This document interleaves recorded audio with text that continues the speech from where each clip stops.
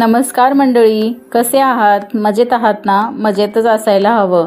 तर बघा ना मंडळी, एवढा मोठा पाऊस पडतोय तर आमच्या सोसायटीमधील मुलं किती छान खेळत आहेत. हेच तर वय असतं मस्त बागडण्याचं, खेळण्याचं. छान एकदम मस्त असतं ना ह्या वयात. काही टेन्शन नाही, काय नाही, मस्त खेळायचं, अभ्यास करायचं, झालं. चला तर मग, एवढा मोठा पाऊस पडतोय तर आज काहीतरी चटपटीत खाण्याचं बेत झाला. तर आज म्हटलं आळूवडी बनवून खावी. तर तुमच्याशी मी शेअर करेन की कशी मी आळूवडी बनवते, त्याची रेसिपी मी आज तुमच्यासोबत शेअर करते.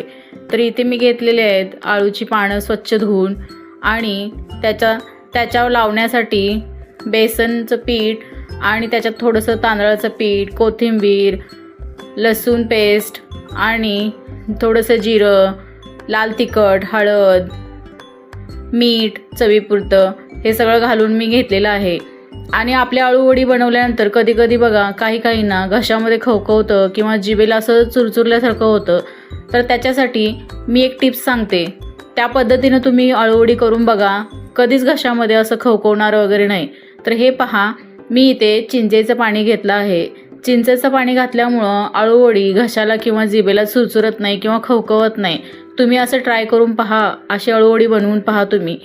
कधीच तुम्हाला असं घशामध्ये वगैरे त्रास होणार नाही. तर मी इथे थोड्या प्रमाणात चिंचेचं पाणी घालते आहे.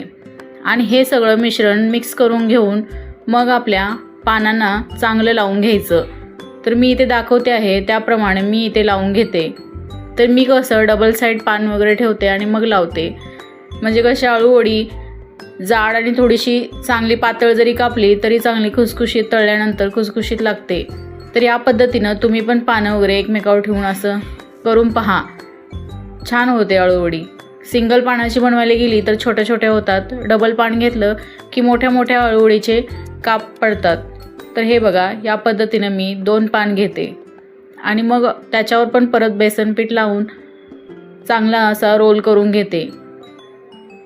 तर हे पहा, मी इथे सर्व प्रकारे बेसन लावून घेतलं आहे सगळीकडे मिश्रण त्याचं.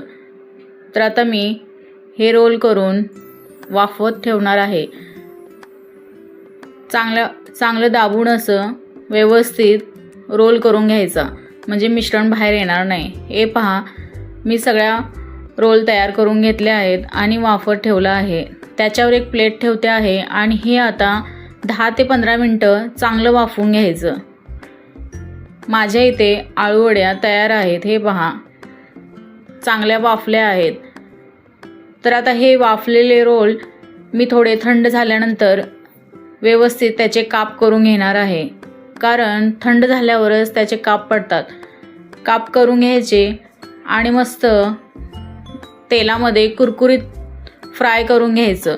मी एकदम जास्त तेल वापरत नाही, थोड्या कमी तेलामध्ये डीप फ्राय करून, थोड्याशा तेलामध्ये फ्राय करून घेते, जास्त डीप फ्राय करत नाही. हे पहा, मी थोडंसंच तेल घेतलं आहे. त्याच्यामध्ये आता तेल गरम झाल्यानंतर मी रोल सोडते आहे. तर आळूवड्या अशा छान मस्त गोल गोल झाल्या आहेत. तर हे पहा, माझ्या आळूवड्या इथं मस्तपैकी रेडी आहेत. तुम्ही पण अशा प्रकारे आळूवडी करून खा आणि स्वस्त रहा, मस्त रहा. तर माझे व्हिडिओ तुम्हाला आवडत असतील तर प्लीज लाईक, शेअर आणि छान छान कमेंट करा आणि सबस्क्राईब करायला विसरू नका. सबस्क्राईब केल्यानंतर माझे व्हिडिओ तुमच्यापर्यंत पोहोचतात आणि तुम्ही ते पाहू शकाल. तर व्हिडिओ पाहिल्याबद्दल थँक्यू.